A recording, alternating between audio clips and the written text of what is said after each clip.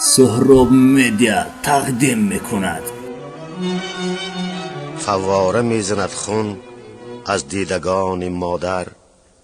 ای وای جان مادر، ای وای جان مادر.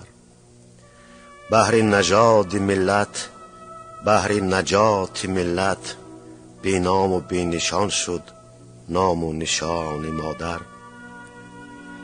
روی زمین چی دارد، روی جهان چی دارد، در زیر خاک خفته جان و جهان مادر.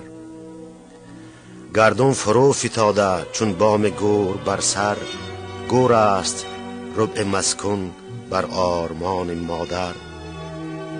کور است کوره ارض داغ دلش نبیند، گوش فلک ندارد تاب فغان مادر.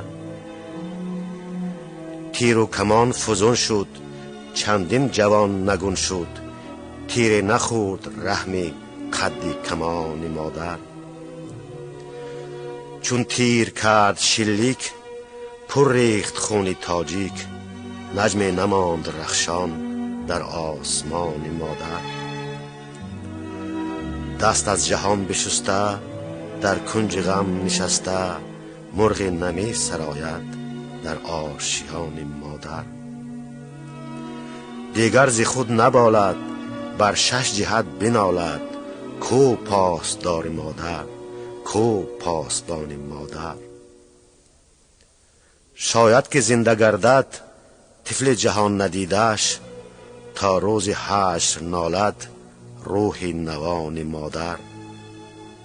تنهاست زیر گردون افسرده و جگرخون، حیفی زمین مادر، حیفی زمان مادر.